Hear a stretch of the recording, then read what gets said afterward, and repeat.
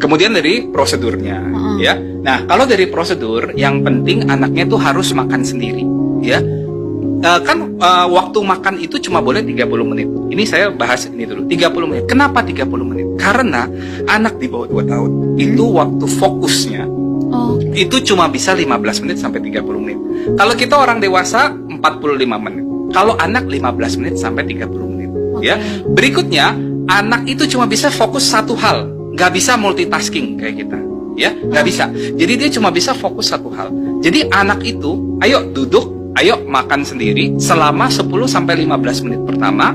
Terus kalau anaknya udah bosen, boleh ayo jalan-jalan sebentar. Kemudian tawarkan lagi, duduk lagi di sana sampai 30 menit selesai. Nggak mau makan, ya udah selesai. Waktunya gitu ya. Jangan dipaksa. Kamu harus habis 100 mili. Kamu harus habis 10 sendok. Nggak boleh dipaksa. Ya, nanti ujung-ujungnya malah trauma. Jadi 30 menit selesai nggak selesai ya sudah selesai. Kenapa? Karena fokus anak tadi cuma sebentar. Gitu ya. Makanya kalau saya berikutnya, kalau anak cuma bisa satu fokus, sekarang gini. Anak Anda didudukin di meja. Anda memberikan piring isinya bubur warnanya putih, nggak menarik, nggak cakep, ya. Terus di situ ada handphone. Handphonenya bergerak, bersuara, warnanya cakep sekali. Dia pasti fokus anaknya ke handphone dong. Ya nggak? Akhirnya fokus anaknya ke handphone. Ingat, anak cuma bisa satu fokus doang. Akhirnya fokus anaknya ke handphone, dia tetap makan. Tetapi dia nggak fokus ngunyah. Dia nggak fokus ngunyah, itu yang disebut sebagai mindless eating.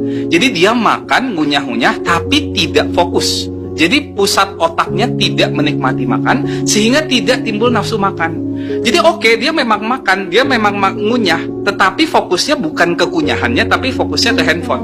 Akhirnya dia tidak bisa belajar untuk makan. Dia tidak belajar untuk menikmati makan. Otaknya juga tidak akan berkembang untuk pusat kenikmatan makannya. Jadi pasti anaknya gitu ya. Gitu. Asal ngunyah aja, asal masuk aja gitu ya dok. Mindless eating yang tadi, ngunyah-ngunyah tapi nggak difokusin ke situ.